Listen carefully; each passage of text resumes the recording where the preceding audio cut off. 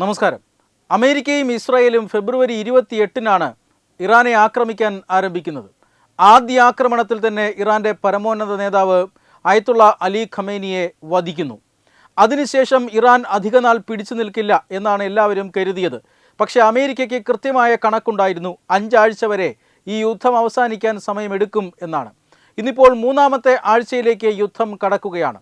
ഈ സമയത്തും ഇറാൻ പ്രത്യാക്രമണം നടത്തുന്നു. ഗൾഫ് മേഖലകളിലേക്കും മറ്റും ഇറാൻ പ്രത്യാക്രമണം നടത്തുന്നുണ്ട്.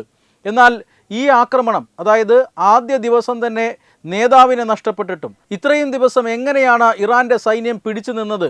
ആരാണ് ഇറാൻ സൈന്യത്തെ കമാൻഡ് ചെയ്തത്?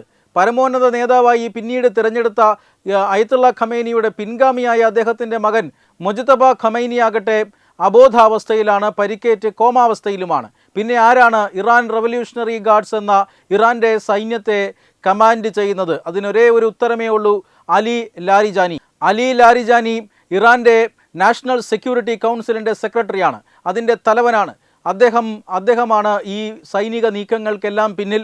അമേരിക്കയെ സമ്മർദ്ദത്തിലാക്കാൻ, അമേരിക്കയെ ഇറാനെ ആക്രമിക്കുന്നതിൽ നിന്നും പിന്തിരിപ്പിക്കാൻ, ഗൾഫിലെ അമേരിക്കൻ കേന്ദ്രങ്ങൾക്ക് നേരെയും ഗൾഫ് രാജ്യങ്ങളുടെ മറ്റ് അടിസ്ഥാന സൗകര്യങ്ങൾക്ക് നേരെയുമൊക്കെ ആക്രമണം നടത്തിയാൽ സാധിക്കുമെന്ന തന്ത്രം ഈ ലാരിജാനിയുടേതാണ്. ലാരിജാനി എന്നാൽ കഴിഞ്ഞ ദിവസം നടന്ന ആക്രമണത്തിൽ വധിക്കപ്പെട്ടു എന്നാണ് ഇപ്പോൾ ഇസ്രായേൽ സൈന്യം പുറത്തുവിടുന്നത്. ഇസ്രായേൽ പ്രതിരോധ മന്ത്രിയും ഇസ്രായേൽ സൈന്യവും ഇക്കാര്യം അവകാശവാദമായി ഉന്നയിക്കുകയാണ്. കഴിഞ്ഞ ദിവസം ലാരിജാനിയെ ലക്ഷ്യമിട്ടുകൊണ്ട് വലിയ ആക്രമണം ടെഹ്റാനിൽ നടത്തിയിരുന്നു ഇസ്രായേൽ. ആ ആക്രമണത്തിൽ ലാരിജാനി വധിക്കപ്പെട്ടു എന്നാണ് ഇപ്പോൾ ഇസ്രായേൽ പ്രതിരോധ മന്ത്രി, അല്ലെങ്കിൽ ഇസ്രായേലിൻ്റെ പ്രതിരോധ മന്ത്രിയും അതുപോലെ തന്നെ ഇസ്രായേൽ സൈന്യവും ഇപ്പോൾ പുറത്തുവിടുന്നത്.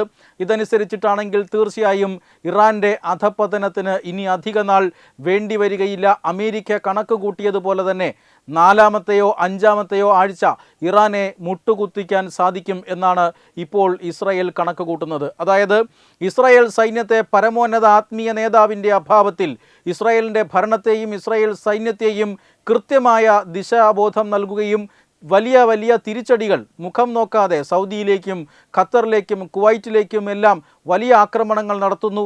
ഈ ആക്രമണങ്ങൾ ഹോർമൂസ് കടലിടുക്ക് അടയ്ക്കുന്ന രീതിയിലേക്ക് വരുന്നു.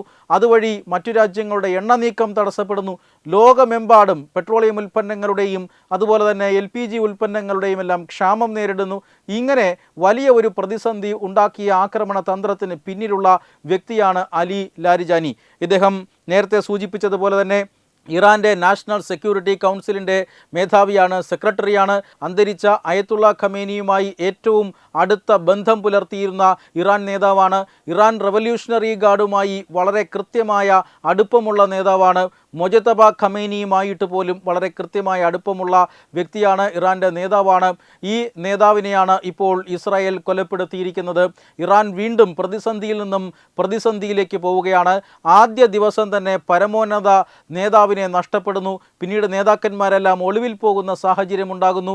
പ്രസിഡന്റ് പെസഷ്കിയാൻ മറ്റൊരു നിലപാട് പറയുന്നു. അതായത് ഗൾഫ് രാജ്യങ്ങളെ ആക്രമിക്കുന്നത് ശരിയല്ല എന്ന നിലപാടെടുക്കുന്നു. പക്ഷേ ഈ ആക്രമണം തുടർന്നു കൊണ്ടുപോകാനുള്ള ഒരു തീരുമാനം അത് ലാരിജാനിയാണ് എടുത്തത് എന്നാണ് പറയുന്നു. ഇപ്പോൾ ഒരു കാരണവശാലും അമേരിക്കൻ സൈന്യത്തിന് മുട്ടുമടക്കില്ല എന്ന് പ്രഖ്യാപിച്ചുകൊണ്ട് ദിനംപ്രതി ഗൾഫ് രാജ്യങ്ങൾക്ക് മേൽ വലിയ ആക്രമണം നടത്തുക, ഗൾഫ് രാജ്യങ്ങളിൽ വലിയ ആശങ്ക സൃഷ്ടിക്കുക, ഇതിനെല്ലാം ലാരിജാനിക്ക് കഴിഞ്ഞിരുന്നു.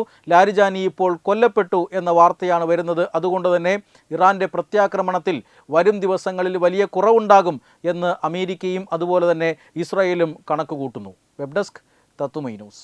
HIV അണുബാധ സന്തോഷപൂർണമായ ഒരു ജീവിതത്തിന് തടസ്സമല്ല. HIV അണുബാധയ്ക്ക് ഫലപ്രദമായ ചികിത്സ ഇന്ന് ലഭ്യമാണ്. ഇതിന് യഥാസമയം അണുബാധ കണ്ടെത്തുന്നതും കാലേക്കൂട്ടി ചികിത്സ നടത്തേണ്ടതും അത്യാവശ്യമാണ്.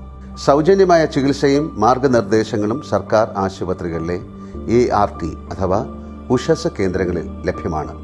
ആരോഗ്യ സംരക്ഷണം ഓരോരുത്തരുടെയും ഉത്തരവാദിത്തമാണ്.